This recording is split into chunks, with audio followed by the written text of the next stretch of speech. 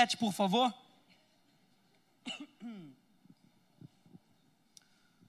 João, capítulo 7.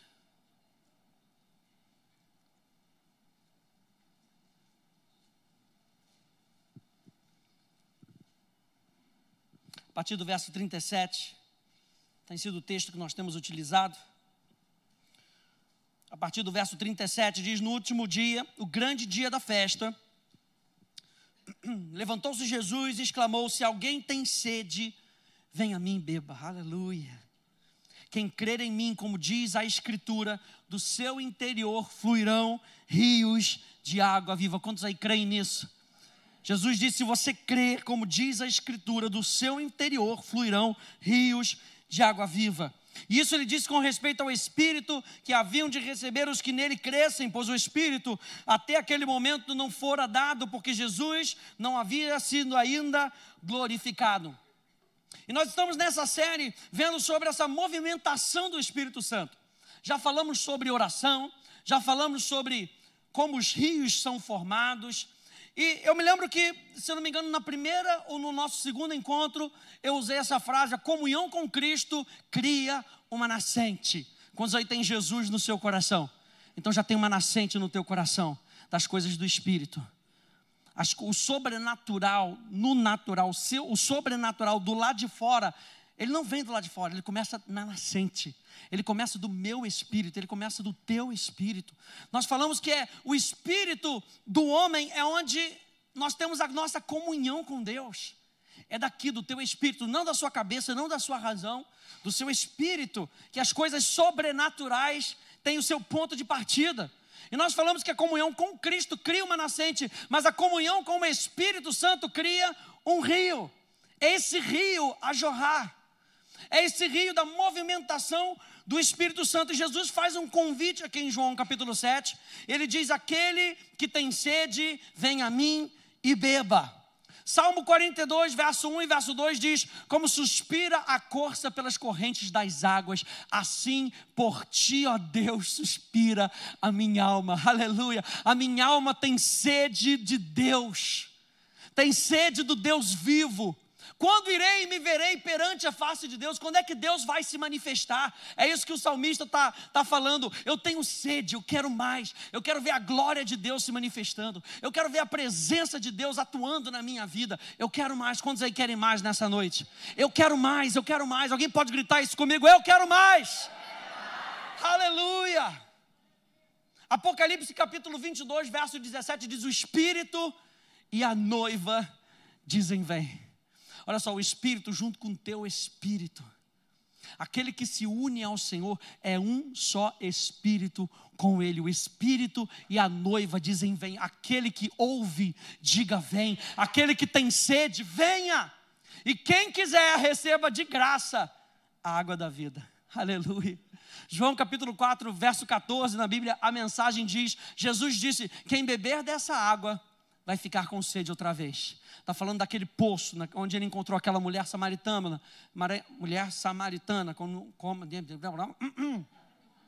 Como nós ouvimos nessa manhã. Quem beber da água que eu der, nunca mais terá sede. Nunca! A água que eu ofereço é como um poço artesiano interior, jorrando vida para sempre. Aleluia.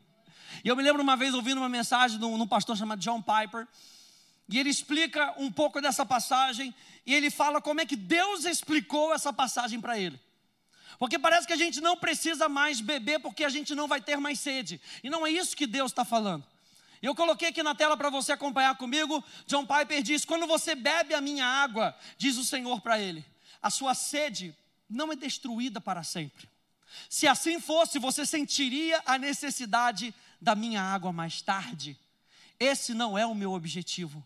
Eu não quero santos autossuficientes. Quando você beber a minha água, ela cria uma nascente em você.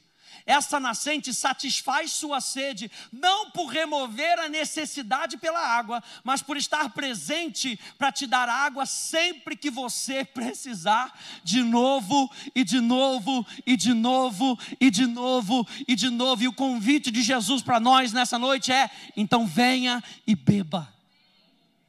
Experimente das coisas do Espírito. Mas eu quero ver com você, abra aí comigo em Jeremias capítulo 2, um alerta que o profeta Jeremias nos deixa, que Deus nos deixa através do profeta Jeremias. Ele falando algo que aconteceu com o povo de Judá. Jeremias capítulo 2, no verso 13, diz: porque 2 males cometeu o meu povo. A mim me deixaram o manancial de águas vivas, e cavaram cisternas rotas, que não retêm as águas. Ele fala: a mim me deixaram. E Deus é claro aqui para dizer: eu sou o manancial de águas vivas. A palavra manancial em hebraico significa uma fonte, como sendo uma fonte de vida, ou uma fonte de alegria, ou uma fonte de purificação. Ele é a fonte. Eu quero te lembrar hoje que Jesus Cristo é a fonte. E nós precisamos continuamente voltar à fonte. Nos últimos 2 encontros nós falamos sobre rios. No último encontro nós falamos dos benefícios que a movimentação do Espírito nos traz. E nós mostramos isso nos 4 rios que estão lá no Jardim do Éden. E nós vimos prosperidade, nós vimos graça, nós vimos expansão, nós vimos aumento. Tudo isso acontece quando o rio de Deus começa a fluir. Mas nós não podemos perder o foco. E o foco é a fonte. Aleluia. O foco é o manancial. O foco é a pessoa de Deus, e não aquilo que eu recebo. Minha mensagem de hoje, voltando à fonte. Olha a declaração do salmista aqui na tela, Salmo 36, verso 7 até o 9, diz: como é preciosa, ó Deus, a tua benignidade. Eu gosto de prestar atenção nessas coisas, nesses pequenos detalhes. Como é preciosa, ó Deus, a tua benignidade. Por isso os filhos dos homens se acolhem e à sombra das tuas asas. Fartam-se da abundância da tua casa, e na torrente das tuas delícias lhes dás de beber. Pois em ti, aleluia, diga em ti está o manancial da vida, aleluia. Em ti, olha o salmista declarando: em ti eu encontro o manancial. Tu és o manancial, tu és a fonte da minha vida, tu és o início da minha jornada. Hebreus vai dizer que ele é o autor e o consumador da nossa fé.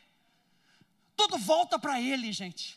É dele, vem dele, é para ele, é através dele. A gente não pode esquecer da pessoa mais importante do nosso relacionamento, que é a pessoa de Deus. Nunca, nunca. E o salmista diz: na tua luz, nós vemos a luz. Há um reconhecimento. E a comparação que é feita aqui em Jeremias capítulo 2, a comparação que ele usa é justamente das águas do manancial e das águas da cisterna.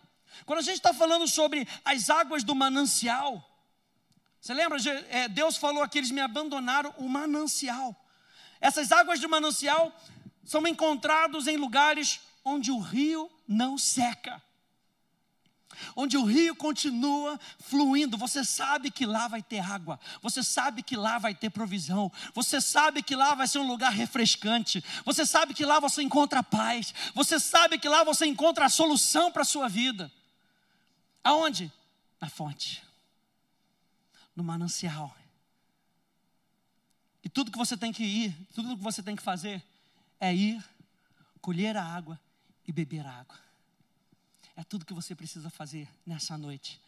É voltar à fonte e colher aquilo que você precisa. A solução para a sua vida está em Jesus. A solução para a sua crise está em Jesus. E quando nós olhamos para as cisternas eram lugares trabalhados pelo homem. Você sabe que existia, nessa época em Israel, existia um tempo de seca que era programado. O que o pessoal fazia? Eles cavavam cisternas para guardar água por causa da seca. Eles já estavam esperando a seca. Não trabalhe, gente, pensando na crise. Não junte dinheiro pensando na crise. Sabe quem faz isso? Escravos e não filhos. Porque o filho sabe que tem uma herança. O filho sabe que ele tem uma provisão junto com o pai. Você lembra da passagem do filho pródigo? E aí o irmão mais velho reclama e fala: poxa, mas ele te abandonou e você está dando o cordeiro para ele, e você deu uma sandália havaiana nova para ele, aleluia, e você deu uma roupa da reserva nova para ele, aleluia. O pai falou: cara, tudo que é meu é teu, está tudo disponível para você. Esse filho mais velho tinha uma mentalidade de escravo, ele trabalhava como escravo. A mentalidade do escravo é: eu preciso reter porque eu não sei quando vai faltar. A mentalidade do filho é: o Senhor é o meu pastor e nada me faltará. Eu estou falando com filhos aqui nessa noite. Ele é a nossa fonte. Essas cisternas precisavam ser cavadas para armazenar a água da chuva em caso de falta, em caso de seca. Lembra da primeira vez que Deus deu o maná para o povo? Eles comiam, recebiam o maná, comiam, e aí alguns espertos falaram: vamos guardar um pouquinho do maná, porque vai que, hashtag vai que. E quantas vezes a gente não faz isso na nossa vida? Vai que Deus não vem, vou dar uma ajudinha. Aí a gente lembra do maná. O que aconteceu com o maná? Apodreceu. E aí a gente lembra de Abraão e Sara. Precisei dar uma ajudinha. Eu acho muito interessante, porque aquele exemplo, Ismael nasceu, olha só, Ismael nasceu da razão humana e da força humana. Ismael nasceu fruto da razão, da maquinação humana com a força humana. E não era isso que Deus queria. O que Deus queria era: eu vou capacitar a sua força e o seu trabalho. Não vai vir da sua razão, preste atenção nisso nessa noite, aleluia. Não vai vir do seu trabalho, nem da sua inteligência. Apesar deles ter dado para você a sua inteligência, não vai vir da sua inteligência. Vai vir de maneira sobrenatural. Espere o sobrenatural. A gente está falando sobre rios do Espírito. Espere, mantenha a expectativa alta do sobrenatural acontecer na sua vida. Não tente maquinar planos que só vão produzir Ismaéis na vida. Ismael sempre luta contra o sonho de Deus.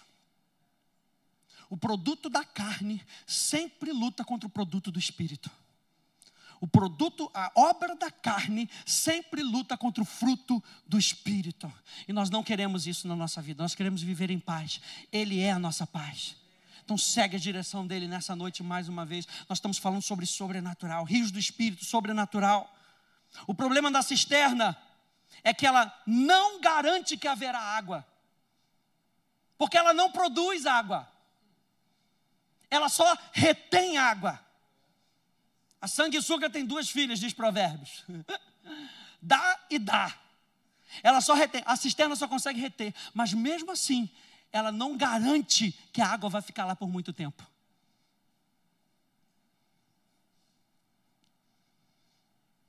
Essas cisternas, por mais que tentem proteger o que é retido, mesmo assim, são rotas. Tem alguma falha que não consegue reter plenamente o que é recebido. Preste atenção nessa frase aqui na tela. Fomos criados para depender de Deus e não de artifícios humanos que somente conseguem reter as bênçãos de Deus. Toda a nossa maquinação, toda vez que você cava com as suas próprias forças, tudo que você consegue fazer é reter. Tudo que você consegue é guardar para si. Mas nós não fomos criados para guardarmos para nós. A Bíblia fala que toda semente é para toda bênção é para toda generosidade. E aí, sempre, eu preciso voltar para a fonte, pegar da fonte e abençoar alguém. Aí eu preciso voltar na fonte, pegar da fonte, beber da fonte, saciar a minha sede e voltar e trazer água para outra pessoa. O que nós queremos é guardar uma cisterninha com a gente, para que a gente tenha e não precise voltar para a fonte. Não é esse o plano de Deus. Não há problema nenhum, gente, em você buscar felicidade. O problema é a gente encontrar a felicidade e largar aquele que é a nossa felicidade. Não há problema nenhum. A Bíblia não nos mostra problema nenhum em você desejar prosperidade, avançar na vida, ou você desejar ser curado. O problema é a gente encontrar a prosperidade, encontrar a cura e largar aquele que é a fonte da nossa prosperidade. Isso Deus condena. Pastor, vou lá naquele culto porque eu preciso ser curado. É direito seu. O problema é quando a gente é curado e a gente abandona. A mim me deixaram, diz o Senhor, o manancial de fontes de água viva. E Deus, gente, Ele se assegura que tudo o que precisamos está nele. Toda boa dádiva e todo dom perfeito, aleluia, pastor, gostei dessa parte, aleluia, vem do Pai das luzes, vem dele, não vem de nós mesmos. A Bíblia é clara, nos dias em que buscou o Senhor, falando do rei Uzias, Deus o fez prosperar. Quem o fez prosperar? Deus. Diga para duas pessoas, Deus o fez prosperar. Nos dias em que ele buscou o Senhor, nos dias em que ele foi à fonte, Deus o fez prosperar. A nossa prosperidade não está nos nossos esquemas financeiros, a nossa prosperidade está na fonte. A cura e a saúde que nós precisamos para todo dia não está no nosso plano de saúde, aleluia. Glória a Deus, está na fonte, Ele é a nossa cura, Ele é a nossa cura, Ele é a nossa cura, Ele. A Bíblia é clara e diz que assim Jotão se foi tornando mais poderoso. Se não fosse da vontade de Deus que a humanidade prosperasse, esses versos não estariam aqui na Bíblia. Assim foi Jotão se tornando mais poderoso, porque dirigia os seus caminhos segundo a vontade do Senhor, seu Deus. Ele é a nossa prosperidade, Ele é a nossa força, aleluia. A gente canta, nossa força nasce no Senhor, esperamos. A nossa força nasce onde? No Senhor. Então, fortifica-te, fortalece-te. Continua na força do Senhor, aleluia. Ele é a nossa força. Olha só o que diz Jeremias capítulo 17, verso 13. O Senhor, ó Senhor, esperança de Israel, todos aqueles que te deixam serão envergonhados. Aí a Bíblia diz que todos aqueles que confiam nele jamais serão envergonhados. Aleluia. É uma atitude que eu e você, nós temos que decidir. Você quer ser envergonhado ou não ser envergonhado? É simples assim, é básico assim. Se você deixa o Senhor Jesus, Ele é a fonte de toda a bênção. Se você deixa o relacionamento com Ele, o que o inferno quer é envergonhar você. O que o inferno quer é jogar na sua cara, mas você não é filho de Deus? Mas você não vai no culto da academia, aleluia. Você estava no Crescendo em Fé, em todas as sessões, aleluia. Que o inferno quer envergonhar você. Mas todos aqueles que confiam no Senhor jamais serão envergonhados. Diga assim comigo, eu jamais serei envergonhado, porque eu confio em Deus. Aleluia. Todos aqueles que te deixam serão envergonhados, porque abandonam o Senhor, a fonte das águas vivas. E a rejeição, gente, pelas coisas de Deus, nunca é rapidinha, nunca é no momento, é sempre algo devagar. A gente vai deixando uma disciplina aqui, vai deixando uma outra disciplina ali, vai deixando outras coisas entrarem. É sempre devagar. Você sabe que o camelo vai entrando na tenda, ele vai devagarzinho, mete a cabeça. Daqui a pouco ele mete uma patinha, daqui a pouco ele mete a outra patinha, aí mete a outra patinha. Quer que eu volte?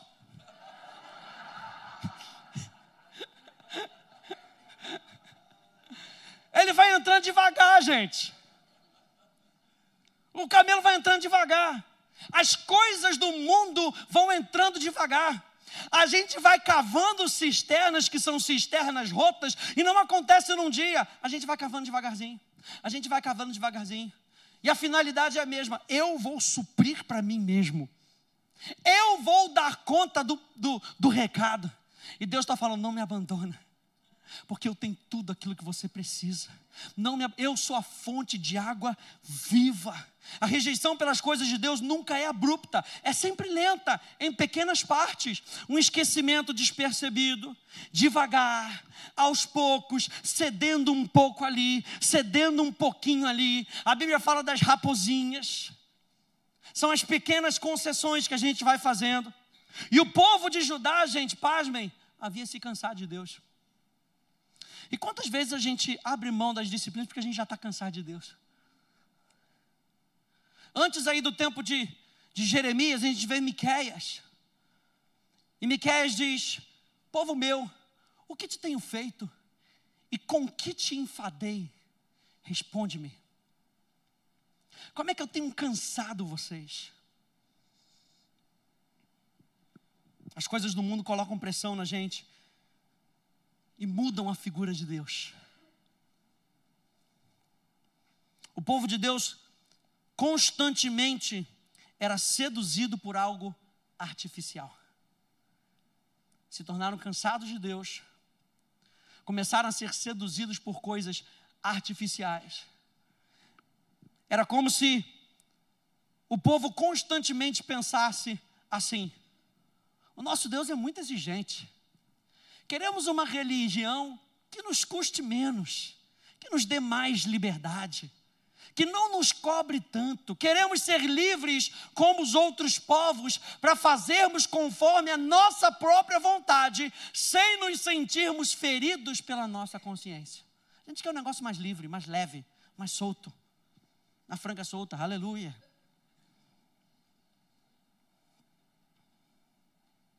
E é isso que o mundo apresenta para a gente. O mundo vem disfarçado de religião e apresenta para a gente, toma aqui um negocinho mais soltinho para você. Você não precisa orar sem cessar. Que isso, irmão? Ser moderno, nós. Para ler a Bíblia? Para quê, cara? Você já leu, o pastor já leu para você na igreja. Botou até na tela. Para quê? Ir para a igreja 2 vezes num dia só? Para quê? Fica em casa. Ah, pastor, você não sabe, tem que passar roupa. Aí ninguém passa roupa no sábado.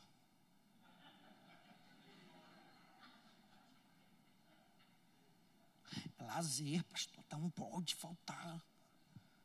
A gente não está aqui para, como eu falei para você, ser errado de igreja. Estou aqui falando para você que a fonte é Ele. E a gente tem que começar a perceber na nossa caminhada cristã o que tem roubado o primeiro lugar de Deus. É isso. Isso é voltar para a fonte. Voltar para a fonte é voltar para Ele, que é a nossa prioridade. Ei, quando Ele é a nossa prioridade, o resto todo perde o seu valor. Perde. Estudar a Bíblia já não é mais uma coisa chata. Ah, pastor, doutrina, teologia, conhecer a Deus, para quê? Já não é mais algo chato. É a fonte da nossa existência. Ele é a fonte da nossa existência. Não foi o que aconteceu com o povo de Israel? O povo de Israel se cansou de Deus. Virou o profeta Samuel e falou, nós queremos um rei como todo mundo tem rei aí. Ó. Todo mundo faz assim, nós também queremos. Ficar dependendo de Deus, tem que consultar a Deus. Não, bota um rei no lugar dele. Diz lá em 1 Samuel 8, 5 e 20, como tem todas as nações, para que sejamos como todas as nações. Perigoso. Tem que aparecer aquele sinalzinho vermelho dentro de você. Não foi assim que aconteceu? E aí Samuel fica revoltado, gente. Samuel fica decepcionado. Samuel não consegue entender. Aí Deus fala para Samuel, pode atender. Sabe por quê? Porque eles não rejeitaram a você. Eles me rejeitaram. E aí você sabe o que aconteceu com Saul. É claro que Deus é misericordioso. E ele levanta um homem um homem segundo o seu coração, que fará toda a minha vontade. Mas mesmo assim, o povo ainda tinha que pagar imposto, ainda tinha que ir para a guerra, tinha que fazer guerra que não era deles. Ficar com Deus é mais fácil, gente. É mais simples. Em Juízes, capítulo 8, verso 22, você lembra lá? Que Gideão ganha aquela batalha, e o povo fica doido com Gideão. Gideão, governa sobre nós. E Gideão fala, vocês estão loucos, vocês estão malucos. O Senhor domine sobre vocês, não coloquem essa responsabilidade sobre a minha vida, porque eu não vou levar isso sobre mim. Quem ganhou essa guerra foi Deus. Aliás, Gideão estava lá escondido, malhando trigo no lugar de pisar uva, porque ele estava escondido dos midianitas, estava com medo. Deus aparece para ele, tudo começa com Deus, gente. Você pode se esconder, mas tudo começa com Deus. Ele vai até você, ele diz, homem forte, homem valente. E Gideão fala, é comigo que você está falando? Porque eu não conheço essa pessoa. Aí Deus fala, mas eu conheço, eu criei você. Você não está se vendo assim, mas eu criei você. Volta para a fonte, Gideão. Volta para a fonte, Gideão. Volta para a fonte, Gideão. E Gideão começa a acreditar em Deus. E Gideão começa a seguir o fluxo com Deus. E ele vê o resultado da batalha. O povo não vê isso. O povo só vê o objetivo final. Ele fala, você ganhou, você governe sobre nós. E Gideão fala, não foi eu não, gente. Deixa eu contar a minha história para vocês. O menorzinho da menor tribo, escondido, malhando trigo no lagar, Deus apareceu para mim, Deus falou comigo. Senhor, domine sobre vocês. Volte para a fonte, aleluia. O povo de Deus havia criado sua própria maneira de suprir as suas necessidades, procurando o Egito e a Assíria. Lá em Jeremias capítulo 2, a gente leu o versículo 13, falando, eles me deixaram a mim e cavaram cisternas rotas. E Jeremias aqui no capítulo 2, a partir do verso 17, o povo tinha procurado ajuda na Assíria, no Egito. E aqui Jeremias fala, acaso tudo isso não te sucedeu por haveres deixado o Senhor teu Deus quando te guiava pelo caminho? Essa é a pergunta. Agora, pois, que lucro terás indo ao Egito para beberes as águas do Nilo, ou indo à Assíria para beberes as águas do Eufrates? A tua malícia te castigará, e as tuas infidelidades te repreenderão. Sabe, pois, e vê que mal e quão amargo é deixares o Senhor, o teu Deus, e não teres temor de mim, diz o Senhor dos exércitos. E quando ele usa o Senhor dos exércitos, ele está querendo dizer para esse povo, eu sou aquele que vou com vocês. Você lembra de Josafá? Essa batalha não é nossa, gente. É Deus quem vai com a gente. E ele se certifica de colocar isso no final. Quem é que está dizendo para vocês? Eu sou aquele que vai e ele garante a nossa vitória. Jeremias está falando, vocês abandonaram aquele que garante a vitória de vocês. É a correção que Jeremias está trazendo para o povo. O povo de Deus estava sendo oprimido e vivendo uma vida quebrada por causa de vaidade, por causa de soberbas. Olha só, Oséias, contemporâneo aí de Miqueias, quando Efraim viu a sua enfermidade e Judá a sua chaga, subiu Efraim à Assíria e se dirigiu ao rei principal que o acudisse, mas ele não poderá curá-los, nem sará a sua chaga. A água que você guarda da bênção de Deus não pode garantir aquilo que Deus, o próprio Deus vai fazer na sua vida. Ele faz e não a bênção. A bênção é manifestação de Deus. É Deus quem faz. A bênção é só para comprovar para as pessoas que não conseguem acreditar que Deus está com você. Quem faz é Ele. E o povo aqui estava fugindo para o Egito. Egito vai curar a gente. A Síria vai curar a gente. E Deus está sendo claro aqui através do profeta Oséias. Vocês vão procurar, mas vocês não vão encontrar no mundo. Olha só, ao preferir cisternas rotas, o povo alimentava-se do pó ao invés de beber da fonte. Eles tentavam pegar água, mas tudo que eles conseguiam pegar era pó. Já não tinha mais água, a água já não era mais pura. Por que a gente ainda prefere cavar cisternas rotas? Gastar o suor, quando a gente tem a fonte dentro da gente. Dentro de mim, de você. Eu e você temos uma fonte. Se você aceitou Jesus como Senhor da sua vida, você tem a fonte dentro de você. Espera por essa fonte para refrescar a sua vida. Vá até ela, deixa ele trabalhar na sua vida. E o convite então, gente, de Jesus em João capítulo 7, verso 37 é: se alguém tem sede, venha a mim e beba. Abra lá comigo em Oséias capítulo 5.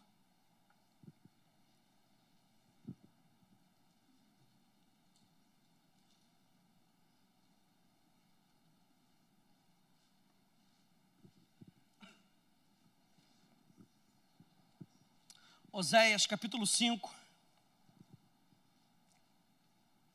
a partir do verso 15, o povo estava vivendo em vaidade, o povo estava vivendo em orgulho. Diz a palavra que eles haviam se corrompido com prostituição, já não mais se apegavam às coisas de Deus, eram soberbos. E no verso 15, Oséias declara: irei e voltarei para o meu lugar, até que se reconheçam culpados. A Bíblia fala que ele resiste aos soberbos, mas dá mais graça aos humildes. Irei e voltarei para o meu lugar, até que se reconheçam culpados e busquem a minha face. Estando eles angustiados, cedo me buscarão, dizendo, capítulo 6, verso 1, vinde, e tornemos para o Senhor. Ele está falando de um reconhecimento do povo. Vinde e tornemos para o Senhor. Uma outra versão diz: tornemos a adorar ao Senhor. Tornemos a valorizar a Deus, a temer a Deus, a admirar Deus. Porque Ele nos despedaçou e nos sarará, fez a ferida e ligará. Verso 2, depois de 2 dias nos revigorará, ao terceiro dia nos levantará e viveremos diante dEle. Conheçamos e prossigamos em conhecer ao Senhor como a alva, a sua vinda é certa, e Ele descerá sobre nós como chuva serôdia que rega a terra. O que é isso aqui? Manifestação do Espírito Santo. No momento que você começa a voltar a sua atenção para Deus, o Espírito Santo tem liberdade em vir sobre a sua vida, em vir sobre a sua situação, em vir sobre a sua circunstância. O Espírito Santo espera uma palavra de Deus para transformar o seu caos em jardim do Éden. E Ele vem como a chuva serôdia. A Bíblia menciona esses 2 tipos de chuva. A chuva temporã. E a chuva temporã era para preparar a terra para ser semeada. Fala daquela preparação do Espírito, o Espírito que entra em nós.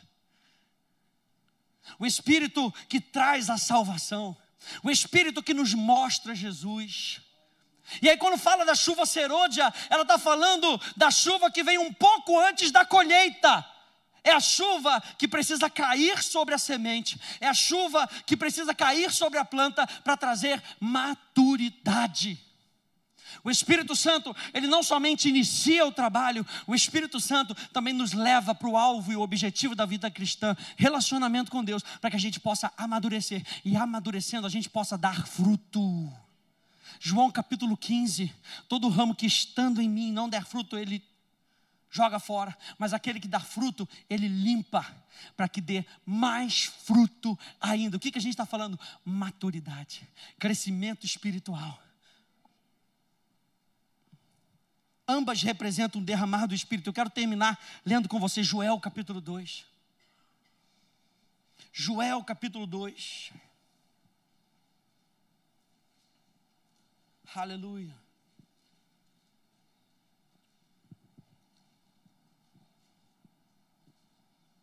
Joel capítulo 2, a partir do verso 23.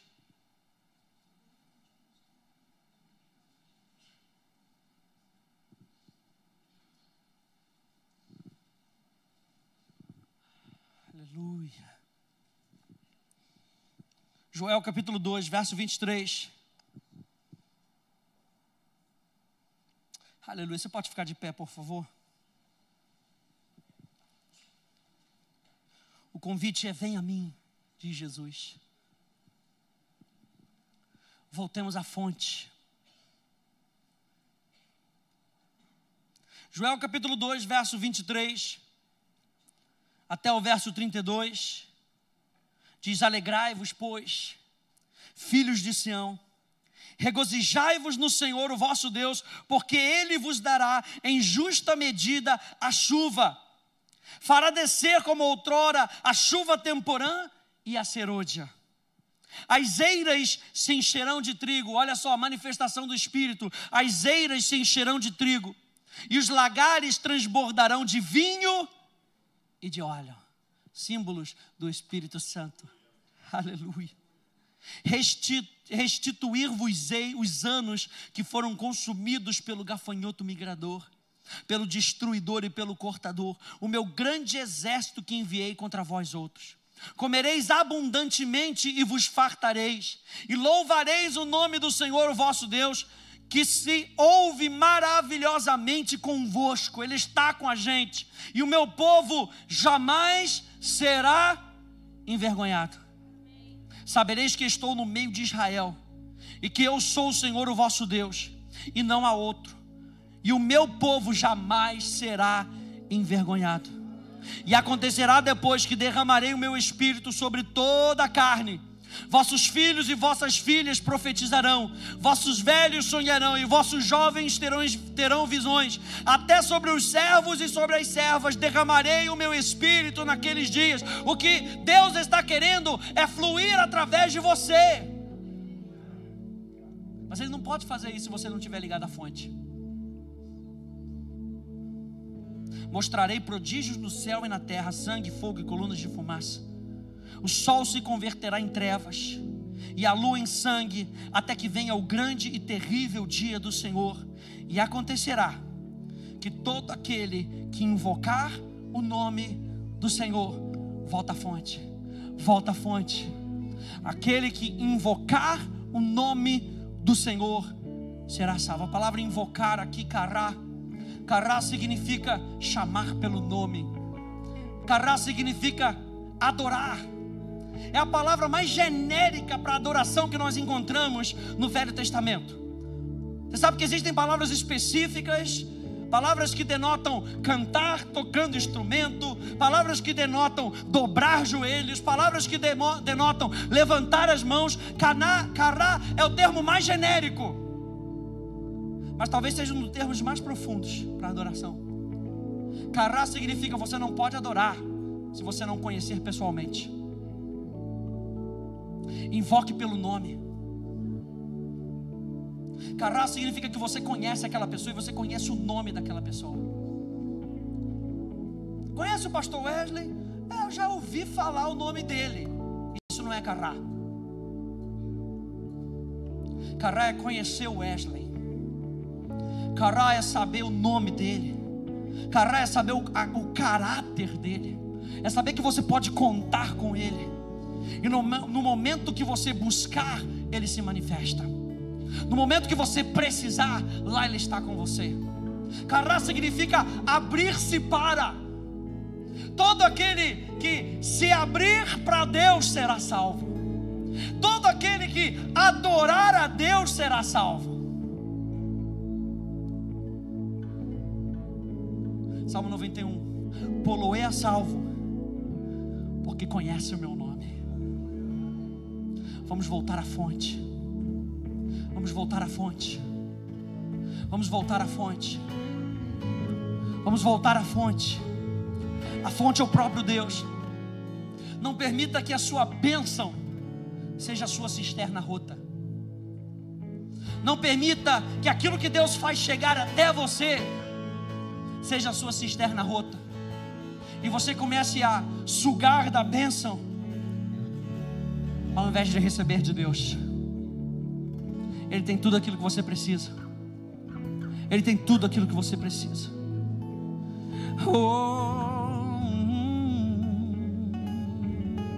Eu vou te buscar.